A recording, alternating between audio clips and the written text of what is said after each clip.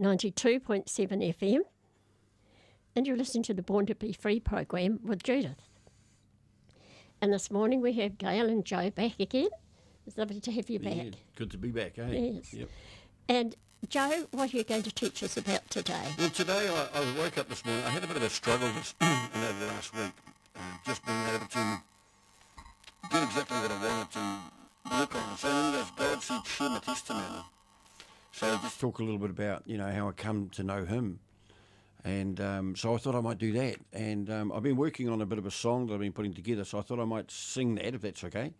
Yeah. And then from there, then go to the scriptures that God gave me and how it all came about. And what triggered off for me was I was discussing with somebody a little while ago, only a few weeks ago actually, but anyhow, we were talking about coming to Christ and how we came to Christ. And some people have exactly the date that they received Christ, and they know everything, and they know the hour and everything else. And I says, for me, it was like a journey, and Why doesn't it come on? And it didn't quite happen. We've got a bit of a problem with it.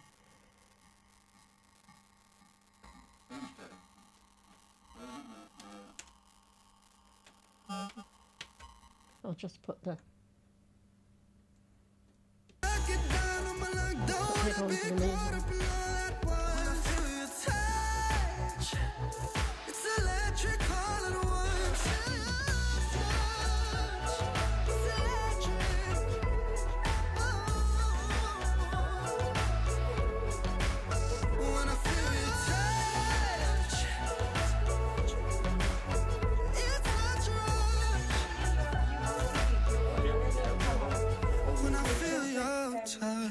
This camera at the moment is not working, sorry.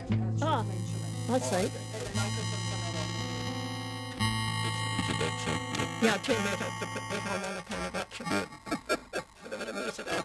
It's a bit of a technical problem, it's not all right, that's okay. That's that one. That's all right. Don't want that one. Yeah. Thank you. Righto. Yes, so... This is Access Radio 92.7 FM, and you're listening to the Born to Be Free program with Judith. And we have Gail and Joe on again this morning. Yep. It's lovely to have you back. We're always happy to be Yeah. back, eh? Welcome. Thank you. And you're talking about what Yeah. today, Joe? Yeah, I was thinking that today I might just share about my testimony and how I come to know Jesus, or how I found Jesus, or Jesus found me. I'm not quite sure how it was, but anyhow, so I was talking with some friends a couple of weeks ago, about 4 weeks ago, and just we were sharing about how we came to the Lord and how different things happened, and how God came into our lives and where it happened. And because I was brought up in a home where my mother was Catholic, and we were brought up in a home with God around our home, talking about God and everything like that, I knew of God, but I didn't know God. And of course, at the age of 12, I turned around and I said, that's it, I'm not going to the church anymore, I'm not going to that. And I don't know what, I rebelled, and I didn't like what was happening and everything else. But that went away. And then, so quite a few years, I went about doing my own thing, got into some pretty stupid situations with drugs and alcohol and everything else, and finally I ended up in jail. So I've had a lot of people say to me, do you regret all that? And I go, no, I haven't actually, and some Christians get really upset about that. They go, oh, why haven't you? I said, because I wouldn't be here where I am today if I hadn't gone there, because that was the beginning of me finding Jesus, and Jesus showing himself to me. I'm sure that Jesus allows Saviour to go to jail, because that's where you're going to find him. Yeah. I didn't get saved there that I'm aware of, but yet we were discussing the other day, me and Gail, and thought that probably is really, because I got on my knees and cried out. But then he goes, what I might do is, if it's okay, I'll play the song and we'll just see how it goes. Yeah. And then I'll talk about it, if that's all right, and just make sure I'm in tune. I'm going to go back a bit. The chair. The chair back? Chair. Okay, we're just going to make sure we're not too loud and blow everybody apart. Is that all right? Yeah. That day did come, oh so long ago, but I still remember it like it was yesterday. I was sitting in a prison cell for something I'd done. Even way back then, I was looking for something better. right in front of me, there he was. But I was too blind to see. I went about doing all my prison chores, but never seen how free I could be. Then one day an inmate came and said, "Hey boy, come with me." He led me into the cell and said, "Welcome to our sound group here today.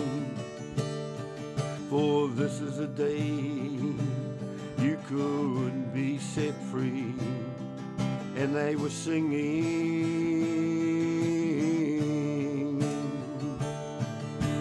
"There's a river of life flowing out from me, makes the lame to walk and the blind to see. What opens prison doors, sets the captives free. There's a river of life flowing out from me."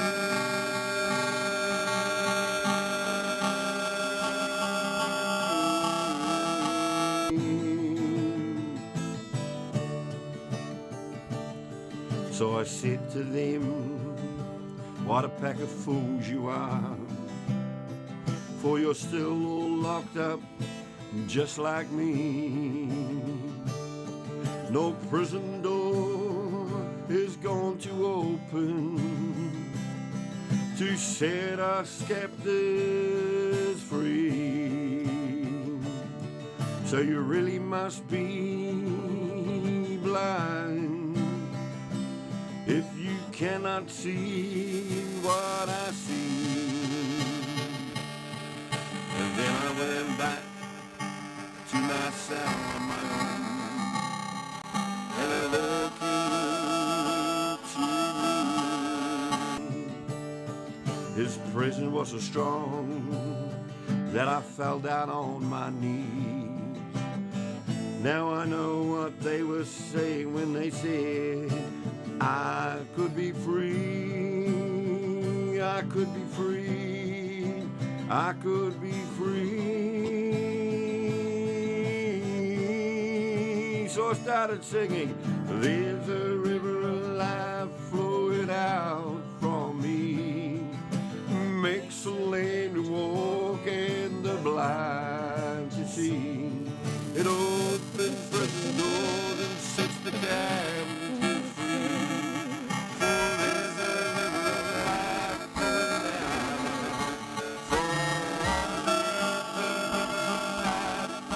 flowing out from me, makes the lame to walk and the blind to see. He opened my prison door and he set my captive soul free. For there's a river of life flowing out from me,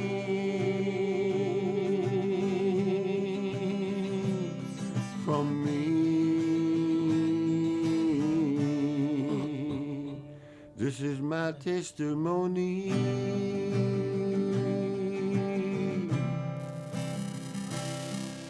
Thank you, Lord. Thank you, Lord. Yeah, Jesus has given you a lovely song there. Yes, a lot of meaning in it. I was very, very blessed to have that. The young guy, it was a really hard case when he sort of came up and he the way he just sort of said to me, I still remember him saying, "Hey boy, come here."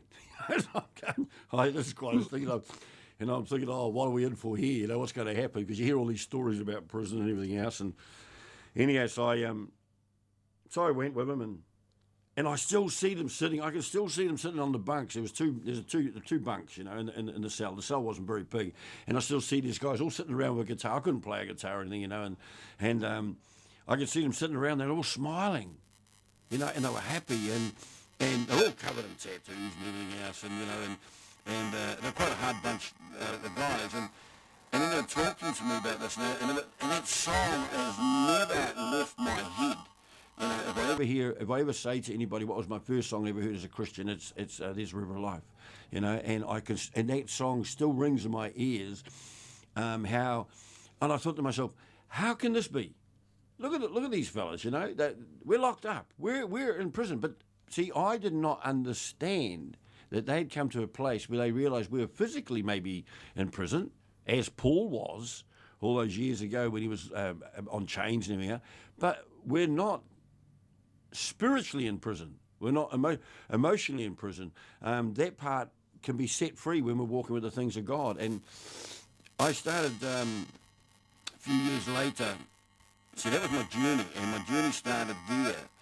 And then I came out of prison, and I was in there for a long time, and I was in there for a stupid thing. I drank too much. I used to drink way too much, and even I don't drink now at all. But in any case, I was just did silly things, and eventually I think the law here in New Zealand decided that, hey, this guy's not going to learn no other way. We've done everything. We've given him PD. We've done all the processes. We've done everything. I mean, I spent 3 years on PD, and yes, I'm going. So I wasn't learning, you know, and yes, in the end of it all, it was the right thing, and I was blessed in there. Now looking back, I can see how God's hand was on everything I did in there. It sounds crazy. I got into trouble. I lost my remission. I had to do my full term, and because I was a stubborn Dutchman and wouldn't bow down to things, you know, and follow the rules and didn't know the rules. That was half the trouble. And so that's what happened is that I ended up getting put in the pound and different things, and finally, so I served my whole time. But in that time, I got blessed because I was actually the senior officer. I upset him, and he was really vocal about it. I won't go into too much about that, but in any case, he said to one of the officers, take him away, and put him here, and do whatever you like with him. Well, I ended up in one of the best jobs in the prison. I really did. I ended up working in the kitchen. I often think about that, and I go to people, well, actually, in a way, it was a punishment for the prisoners because I couldn't cook. So, you know, I thought, God's got a sense of humour. But I ended up working with a really good officer in there who was in charge of us. And he was just an amazing man. And he may never know, to this day, I've never met him or seen him since or anything else, I know where he is or anything else, but he may never, ever know that the impact he had on my life by his gentleness, because he was a gentle man.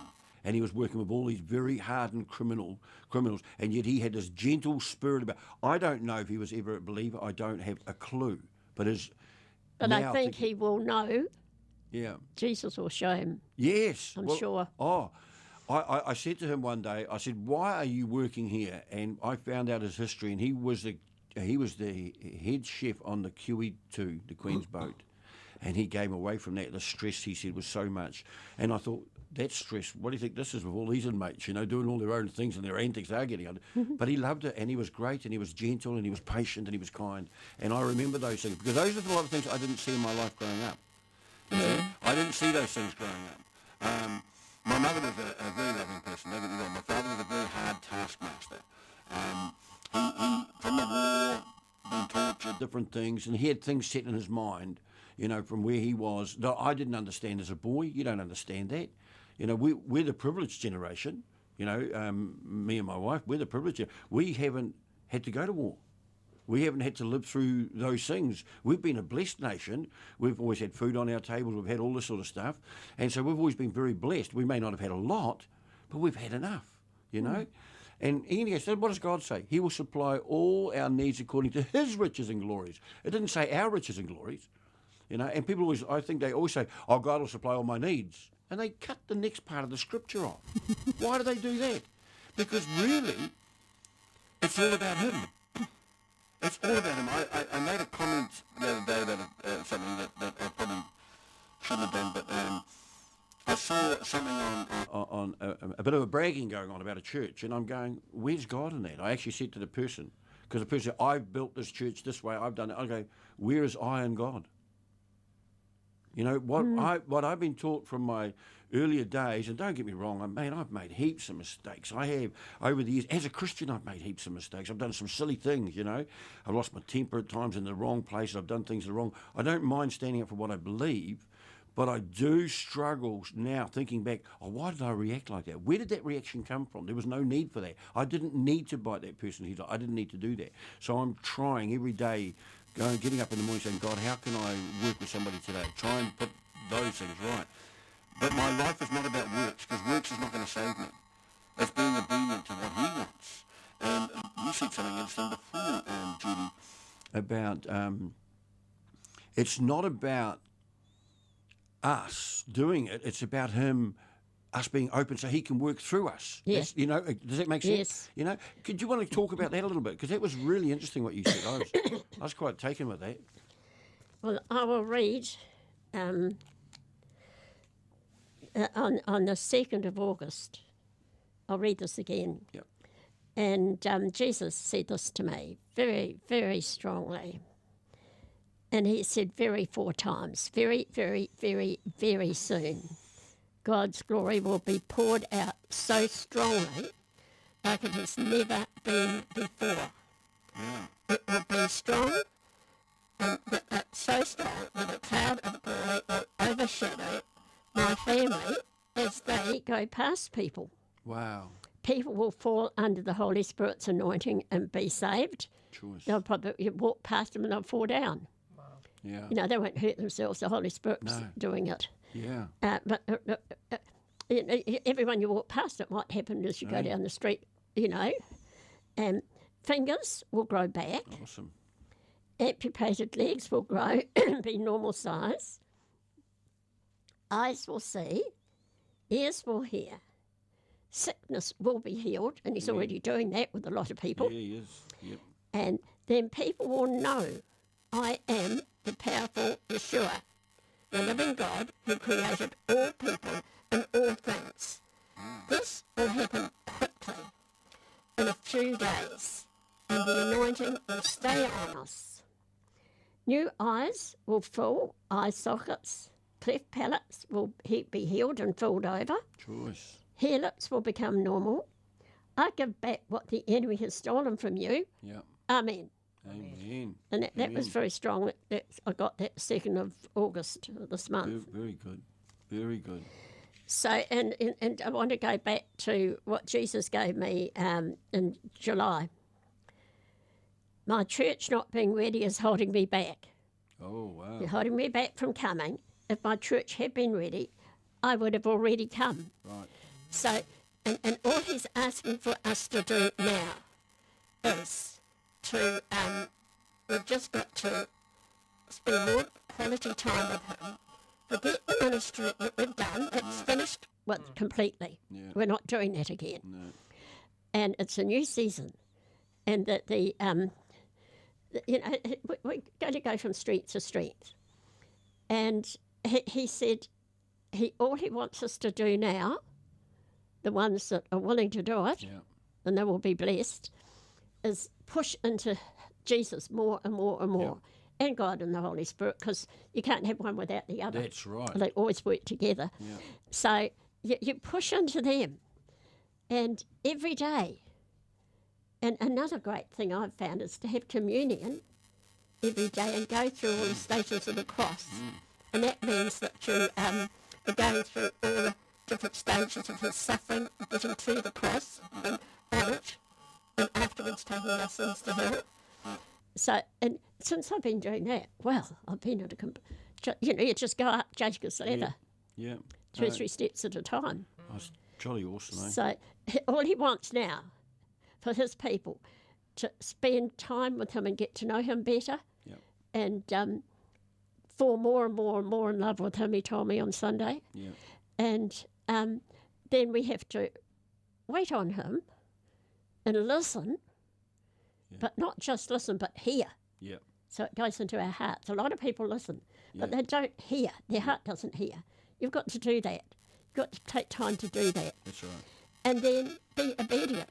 That's all he's asking us to do now, until he's going to put the big work.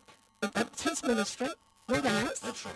And he will put it through us as we're ready, and it's the timing's right. That's right. And it's only going to take days. It's going to be so quick. Yeah. We're going to be amazed.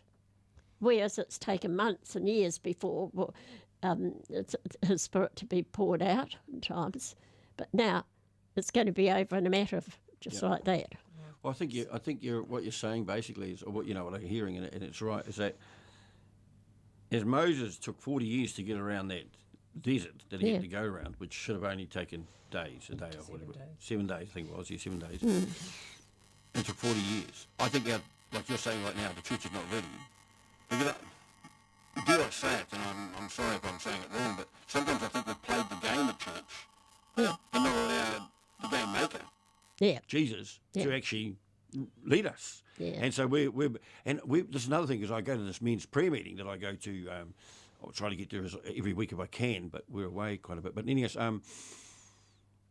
and we have some good discussions here, and I really love it. I just really love it. We get we've had a couple of really good discussions, and I mean discussions, not arguments. Deep ones. Yes, and I'm quite amazed. We've been together quite a while now, so we've got to know each other quite well, and everything else. And we've got our own little quirks. Each one of us has got a quirk, I suppose, and we accept each other where we are. And I really love the prayer meeting.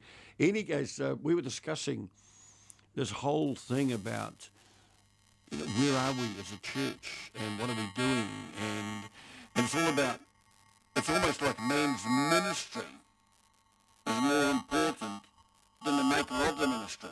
Does that make sense? And I think... You're quite right. If we just move away and let God do what he needs to do through his Son the Holy Spirit, then we will see things happen, And me and Gail have been in discussion this week again about people who operate out of works.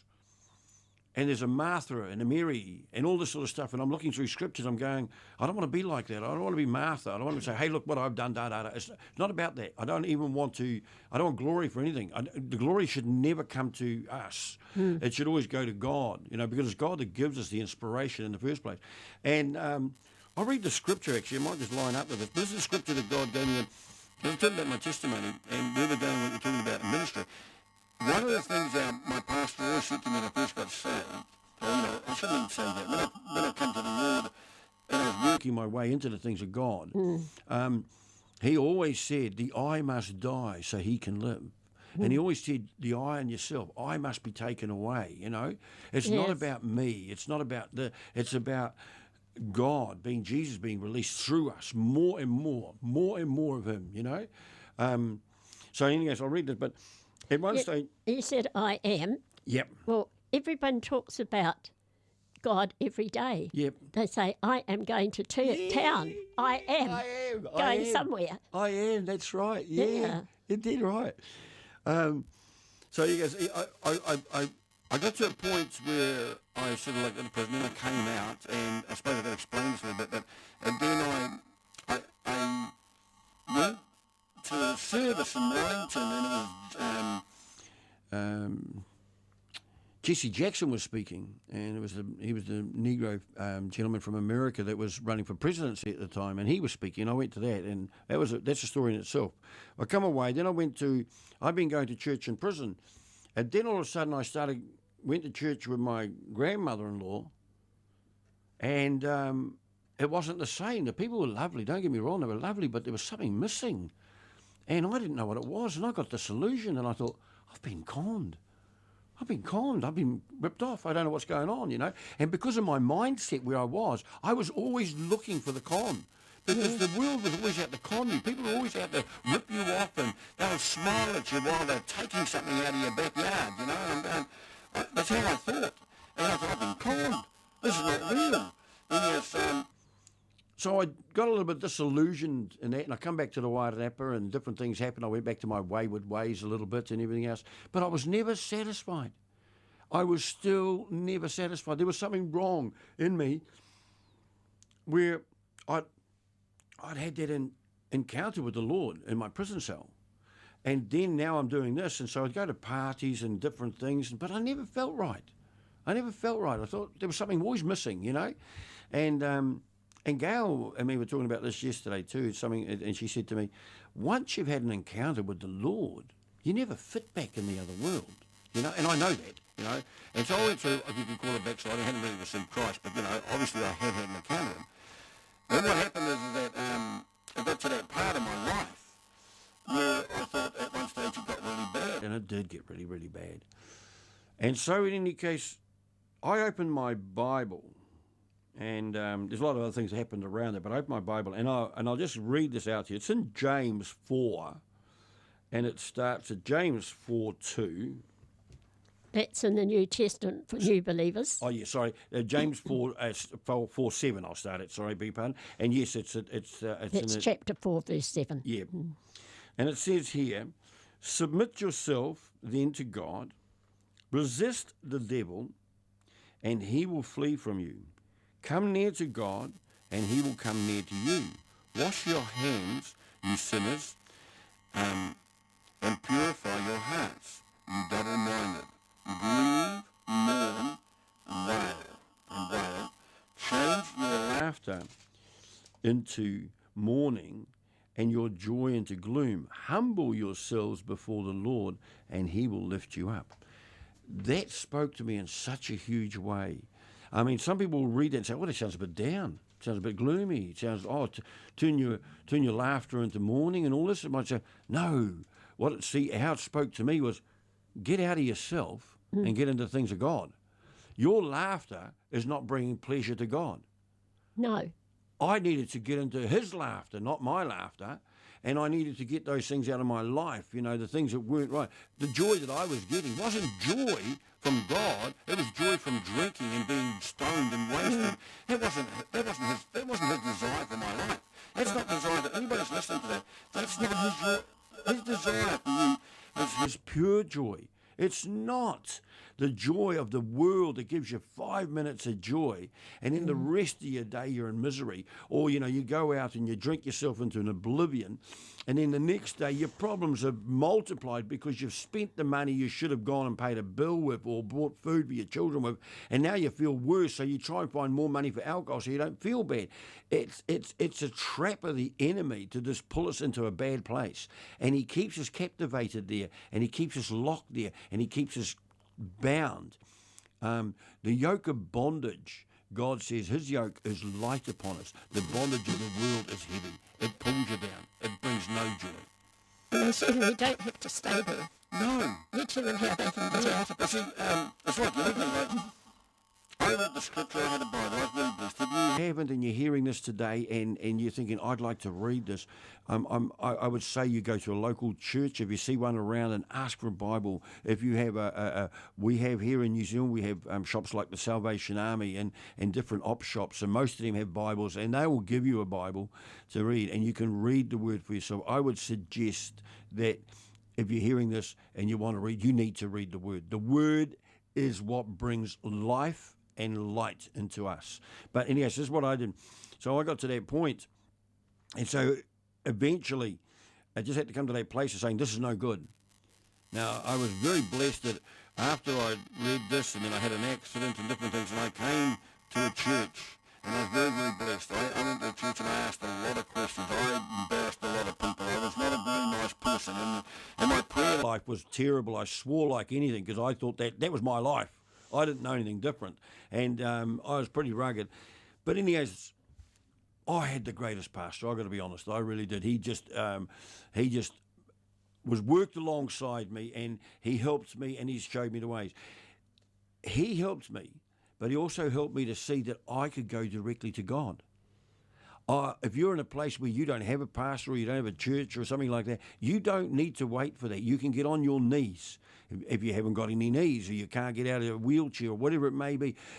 The bending of the knee is not necessarily a physical bending of the knee. It's a physical emotion that you have to do. It's a spiritual emotion. You've got to, by bending our knee, what we mean by that is that we humble ourselves, we become lower, and we allow our supreme God to be above us, not us be over him. So in any case, and you call out on the Lord. Now, I did that. I called out on the Lord. I just said, Lord, if you're for real, help me out of this. Show me your way. Well, he met me at the hour of my need, and I really mean physically met me at my hour of my need. I had a car accident, nearly killed my best mate, and we were in the middle of a street while some guy's punching me in the head. And I had no marks, no bruises, no nothing. And just to show you that this guy could hit, he was a middleweight boxing champion. So it wasn't like he was just some little boy that couldn't hit. And I had nothing. And everybody that I spoke to afterwards all said that they couldn't. I was on my knees in the middle of the street, physically in the middle of the street, calling out to him, because I was going to go back to jail. And they said every time he hit me, my head never moved. They said it was almost like there was a case around me. And every time he hit me, his hand hurt. He said afterwards when I saw him, he said his hands hurt. I had nothing. And I'm not strong. Don't think I'm a strong man. I'm not some steel man. I'm not. He would have knocked me out. One punch probably. You had it was God. angels. I did. Yeah, angels I had sent had down to protection, protect dead you. right. Yeah. And so he goes, and that whole story in itself is another story. I won't go too much into that. But by me allowing myself to swallow my pride, and that's what it comes down to, our pride gets in our way. We don't want to lower ourselves to our wives, to our husbands, if it's the other way around, to our children. We don't want to say, hey, I was wrong. This world today cannot apologise. The people in the world today will not apologise. They have a thing with them, oh no, I'm better than that. No, we need to say sorry. We need to put things right. And if we can't say sorry to our physical brothers and sisters and children, how are you going to say sorry to a spiritual God? Yeah. It isn't going to happen because your pride's in the way. The scripture says quite clearly that pride goes before the fall. And, well, I fell because my pride just got knocked around like crazy. And I had to turn around and say, God, if you're there, help me now. And he did at that hour. I've never walked away from the Lord from that day. I have had hard times through that. I'm not going to say it's all been a bed of roses. It's only been the last 2 or 3 years that you've been able to just get your life together, isn't it? Yep. And you're in a different place with the Lord now. Yeah, totally, I can see it. And it's all, and oh, thank you. It's all different stages of my journey. They've all had their part. And every time, I'll be really honest here, every time I haven't moved forward, it's because I've allowed pride to get in the way again. No, I'm not doing that. No, I'm not doing that. No, I'm not going to do that. Yeah. No, and it's terrible. And it's not where, it should, and it's not a hard thing. It's just going before God every day and just saying, Lord, help me in this. This is a battle. This is my battle. Listening to what he wants you to do, and doing what he wants you to do, because it'll be so much more enjoyable, and you'll get joy out of it. You'll have inner peace. You'll be in a different place. Well, you did right, Judy. It's so, even church, I've always struggled in churches because I've never fitted, right, because of how I am, and God has blessed me in some ways, and I won't say, I've got to be careful how I say that too, but sometimes I think, oh God, why did you give me this? Why did you give me this? This is such a hard taskmaster because I see things, and I'm not saying, but I see things. I see things where pitfalls are, and I see, if we carry on down this road, this is going to be dangerous. And I can see we're slowly moving away from the road, and we're slowly detouring. And it only takes a very small detour, very, very small, but at the end of it, it's huge if we don't correct it. Yeah. And ship doesn't need to be off course by much, and eventually it'll be off course by a lot. Yeah. But it's just a little bit off at a time. And so I see these things, and I think, and I go, oh, no. And then my problem was I didn't know how to communicate well. And so I didn't know how to do it well. And so then I'd have a catharsism, and that wasn't always the best thing to do. I'd blow up, but that's not the way to do it either, you see. And so I'm learning, and God's been dealing with me on that. Maybe I'm getting older and a bit more, I don't know. Mellow? Mellow, maybe. Yes, might be. Yeah, could be a way to put it, yeah. But I see life differently. I see, I look at people, and I always try to look at the best in them. They might do things wrong, and I always look at the best in them. Try and see what God sees, what Jesus sees in them. Yeah, of course we are. We're a broken vessel, right? But Jesus puts us back together, and you can't see the cracks. He's the potter. There are no cracks. No, there isn't. It's perfectly put together like something new. Yeah. And so that's why I try to say, well, okay, every person has got something in them that'll bring glory to the Lord. And so we've got to look for that little pot of gold or whatever it is. We've got to look for that in that person. Because most of the times when you're talking to people and the way they are, there is a reason why they're the way they are. It's they've been hurt, or they've been abused or whatever may happen, and those scars are there. And so they lock within themselves, and so that's the defence mechanism that they put around them, and they put themselves in that safety net, you know. But that also, safe for them, but it means that no one can hurt them, but it also means no one can love them. And so when that happens, if you're not loved, then bitterness is going to come out, rejection's going to come out, hurt's going to come out, and you don't know how to show love. And so if you can't show love, you won't receive love. And that's what happens in a lot of places, you know. Like with churches, I think we get a little bit sidetracked sometimes when we start. We talked, again, me and Gail talked about this morning. Do not, do not, do not. I said, if you say it fast enough, it sounds like a machine gun. Do not, do not, do not. You know, it sounds like a machine gun. And I'm going, oh, we've got all these do nots. How about do this, do this, do this? You can do this. You're allowed to do this. You're allowed to do this, you know. And I'm going, it's almost like we live in law. And yes, there are the laws of God. There are. But he also gives us a lot of freedom to be able to move in him. And we'll have that freedom if we allow him to be the centre of our life.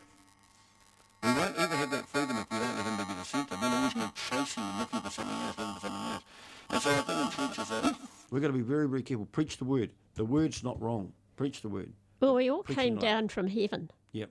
You know, spirit, and then we were born down here. I said that the other day to Gail too. And, you know, and our spirit, that's why people are searching all the time. Yep. Their spirit is hungry to go home and get back to Jesus and everything else, but they're looking all in the wrong places.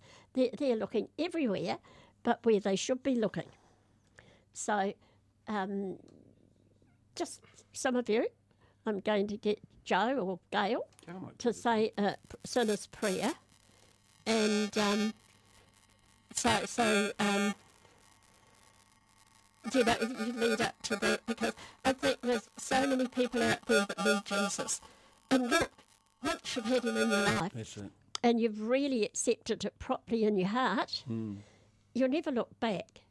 Oh, yes, Satan will wallop you, but he can only touch the outside of you. That's right. And then Jesus will gradually heal all the things, the hurts you've had. That's right. Some people have never had love. No. So how can they love anybody? That's right. They don't even love themselves. That's right. But start loving yourself. And then, I don't mean to be proud love, but humble love. And then you can love other people. But love, as Jesus said, love one another. Yep. And I reckon if we love everybody and find the best in them, and really let them know we like them, there's always something you can like. Well, we're doing what Jesus would do. That's exactly what he would do. Yeah. Yeah, and it doesn't matter what you've done. Jesus is standing beside you, just longing for you to say, Jesus, please come into my life. Absolutely. Yeah, and he will take it on from there and just say, just tell him you're sorry that for the wrong things you've done, and please help you to not do them. You probably still will do some of them to start with, but gradually you'll find you don't want to do it. That's right.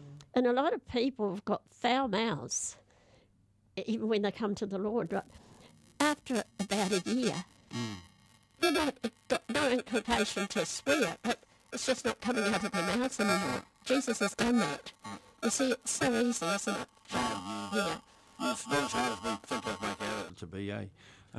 Before Joe leads in prayer, I've just been listening with interest, and I think you've actually clarified something that the Lord showed me several weeks ago, and that is obedience is better than sacrifice. Yes. And so if we're listening intently to what the Lord is speaking to our soul about, we will have an increase of desire to want to seek him with all our heart, with all our mind and all our strength, to put a lot of things right in our lives. And I'm interested to hear you say, Judy, we're coming into a new season as Christians, and perspective of what church is like. So that's really encouraging to me, to hear that small voice of basically, well, where am I at today, Lord? What do you want to deal with in me, and how can I be effective for your service? Well, church isn't going to stay in a building. No. It's been taken outside now to the people. We're going to go out to the people. Even just walking along the street. And if Jesus wants to use us, he'll use us. So, but he can't use you if you're not obedient. That's right. That's right. Yep. And if you've got unforgiveness in your heart, he can't use you either. No. So the Bible's very clear about that. So if there's someone that's hurt you and you can't forgive them, worldly, it's almost impossible That's right. from the world. That's right. But ask Jesus to help you. That's right. And you'll suddenly find that before very long you'll be able to love that person Yeah. and perhaps go and make up that rift. And if you've done something to them, go and say you're sorry. Yeah. If they don't accept it, it's not your problem. That's right. You've done what God's asked you to do. That's all you have to worry about. Leave the rest. Just pray for them and leave it in God's hands. Yeah. So you're going to say a prayer? No, Joe we has. don't? Joe's yeah. going to. Right. Yeah. Yeah. Well, if you're listening out there today and you've got to that point where maybe the Holy Spirit has touched you and you're drawn to this, you're drawn to be walking with the Lord, I'll just lead you in a prayer and just follow me in a prayer. And I'll get my wife to repeat it so you'll hear as I say it. Dear Lord Jesus, Dear Lord Jesus, I come to you. I come to you. I call upon your name. I call upon your name. Come and touch me. Come and touch me. Come and fill me. Come and fill me. Come and wash me. Come and wash me. I know I have done things wrong, I know I have done things wrong, and I lay them down at your feet. and I lay them down at your feet. And at this moment, I just say to you that there'll be some things that are going on in your mind, and you'll be thinking about those, and just lay those at Jesus' feet. Confess those to the Lord Jesus, and you may have stolen something, you may have committed adultery, you may have gone out into other places that you shouldn't have done, whether you've been watching things on TV and computers that you shouldn't watch, and you may have lied. Whatever it is, we know what's right and what's wrong. So just confess those to the Lord. And as you've done that, and you're doing that, and you will continue to do that, now just say, Holy Spirit, Holy Spirit, I welcome you. I welcome you. Come into my life Come into my life and guide me and guide me and lead me and lead me into the things of the Father. into the things of the Father. I give my life over I give my life over to you, Jesus, to you, Jesus, and I ask that you and I ask that you would come with me would come with me and lead me and lead me to your dad, and to lead me to your dad, your dad, your father. your Father. I pray, Father God, I pray, Father God, that you heard my prayer that you heard my prayer and that you would welcome me and that you would welcome me as a new child as a new child in you in you today. today. Now, if you've said that prayer, don't be in any doubt that he will perhaps accept you. If you meant it from your heart, you absolutely accept it immediately. Yes, it doesn't matter what state you're in. He will clean you up, gradually clean you up at a pace that you can cope with. That's It right. doesn't push you back. Yes. He always lifts you up, never puts you down, does That's he? right. Yep. Yep. No. And Good Gail, God. would you tell them what they've got to do now about getting a Bible and church and that? Yes. If you, as Judy and Joe have said, serious about the action and the prayer that you've prayed, I would suggest that you go and look for a local church that preaches the Word of God, known to traditions of Occultic. or cultic or anything like that, but is a Bible-believing based church. As Joe said earlier, ask for a Bible if you don't know where to get one, and then pray that the Lord Jesus will guide you to alongside somebody that can befriend you and mentor you into the ways, the teachings of Jesus Christ, and suggest to you, just off the top of my head, you might like to start in the Gospels, which is in the New Testament. Matthew, Mark, Luke and John could be a way to start understanding the ways of his kingdom. But yes, I think it's very important to have somebody alongside you to encourage you and to mentor you into the ways of the Christian life. Yes, and also you need to find someone at that church that you can trust. It doesn't have to be the first few times you're there, but find someone that you really feel that they're not going to gossip about what you tell them. And you've still got a lot of rubbish down inside of you, even though you've given your heart to Jesus. There's still stuff that needs to be cleaned out that Satan's put there. And but you speak things that have happened to you. Speak them out loud to this person. Tell them, how you're feeling. Be honest with them and tell them the truth. And when you speak it out loud, it comes to the surface and Jesus will take it away. Yeah, he'll gradually take it away. Some people it happens quicker because they're more open. Yep. Other people it takes a little bit longer. But everybody's an individual and we're all different. God's made us differently. And we're a work in progress, I like to say. Yes. I've been a confessing Christian since I was 15. But I'm still in the progress stage. I'm nearly 63. Yes. Yeah. I find that one thing that I do and I've done for quite a while now, and it's helped, is that I've always never known how to pray. I'll put it that way. It sounds crazy, but when people say, "Oh, go to your closet and pray," and all this sort of stuff, I just sit and talk to God. Well, that's praying. Yeah, that's what he loves. Yeah. It's That's just what he conversation. wants. It's a conversation, And sometimes he says, "Joe, can you shut up so I can speak?" And, and he's pretty straight with me because that's how I am. Other Yeah. people he wouldn't say that to. So that's just how he is with me because that's how I take notice. And yeah, just sometimes I just sit there, but every morning when I wake up, I get up there back and I always say to him, "What's on? What's happening today? What's happening?" What are we doing together? What's happening today? And then I also ask him every day, please help me to be a better person. Please help me to be a better person because I know that I can drift into my mannerism, which is not always the best. So, and it's just that conversation, and I just, I got to say this because this is where I'm at, but I love my Father in heaven, I love Jesus and I love the Holy Spirit.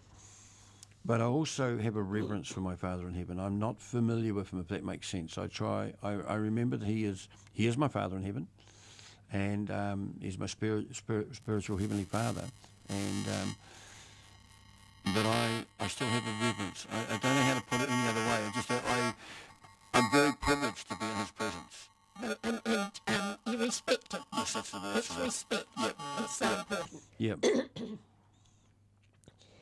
And you'll find that you're not taking his name in vain, Yep. even though you might be using some other swear words to start with. But you'll suddenly find you're not taking your name in vain. Yeah. Yeah. Well, I had a guy, this person who worked with years ago, and she came in and she used the Lord Jesus Christ's name in vain, and we come in and he goes, away she goes. I go, "Oh, what?" And she goes, "What?" I says, "When did you meet him?" I said, "I didn't know you knew my Lord Jesus Christ, She said, "What are you on about?" I said, "Well, you're always mentioning his name. I thought I just wanted to know when you met him." She says, "Oh, you're just crazy." I says, yeah, play you for the minute. But, people don't realise what's coming out of their mouths. No. No, they And don't. they're cursing a lot of people Yep. with the negative things coming out. Stay positive. You don't get anything negative from God, do you? No. Absolutely nothing negative. It's all positive. It doesn't have to be negative because he's just perfect in everything he does. But anything negative in your life has come from Satan. That's right. And do you know he's quite ferocious now, excuse me, with us, the more mature Christians that have known him a long time. He keeps coming back. So it's the Holy Spirit told me, you put the blood over yourself and you throw it over whatever's attacking you. Oh, and that's they a go. good. Yes. Oh, that was. Yeah, that's another thing too. We was talking about something yesterday on the same lines as and I said to Gail, I got the saying, and I said to Gail, I said, you know what, God's love will always outweigh Satan's hate for us. Yeah. You know, and why do we get so lot with the blood? So when Satan, like you're saying, when the enemy comes after us and words of negativity come, yeah, it's great. They grab the blood of Jesus and just throw it at it. It automatically Throw it over escapes. yourself and then throw it at them. Yeah. Throw it at whatever's attacking you. Yeah, yep. because the blood of Jesus is pure, and nothing evil can come from it. You know, so wow. And we don't realise that, eh? I mean, even communion, we have communion, and I think it's great what you're saying.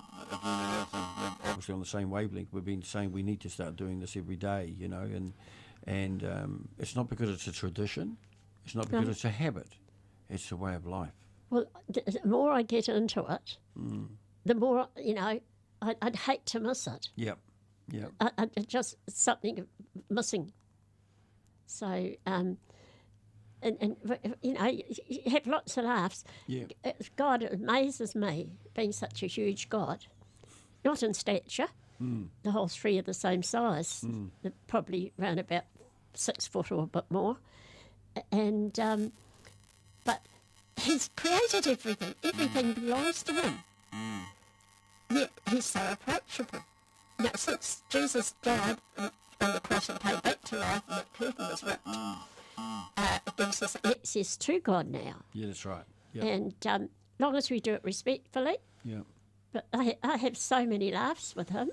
Yeah.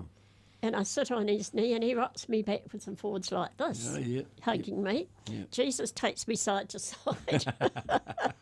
Interesting, eh? Yeah. Before I don't have to get on his knee for him to do that.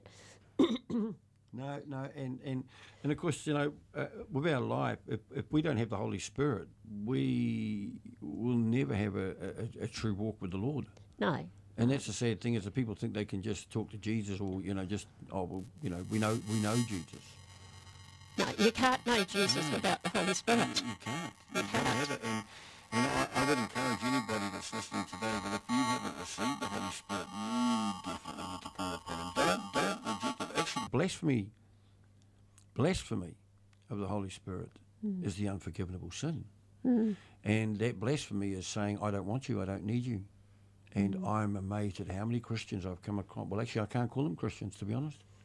Because if they can't receive the Holy Spirit, they can't be Christians. Well, if you haven't got Jesus and the Holy Spirit in your life, you won't be going to heaven.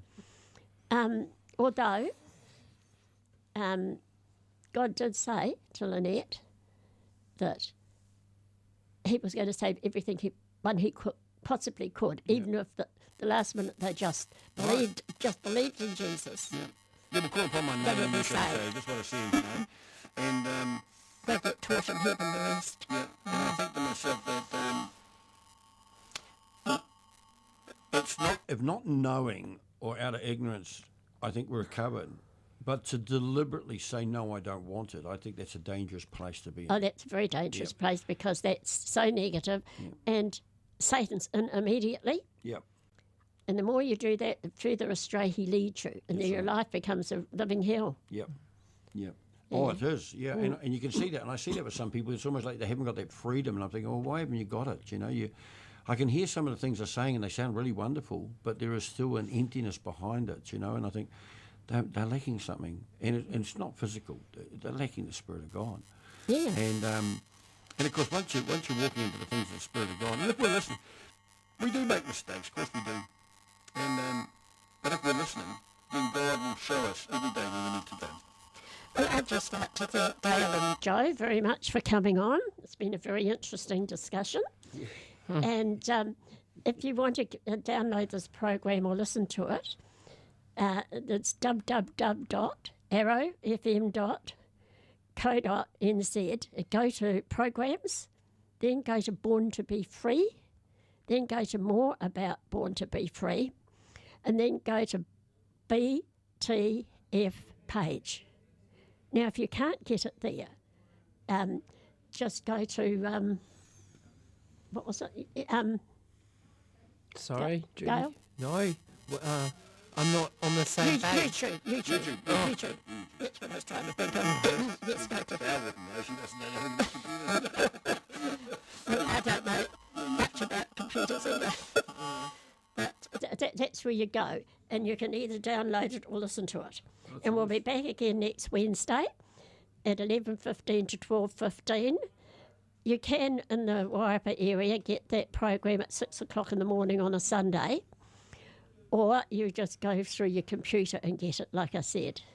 Now, we just ask for a blessing on every single household that has listened to this program, everyone that's given their heart to Jesus this morning, that they will have a really blessed week and go from strength to strength in Him. And we just wish you all the best for this week.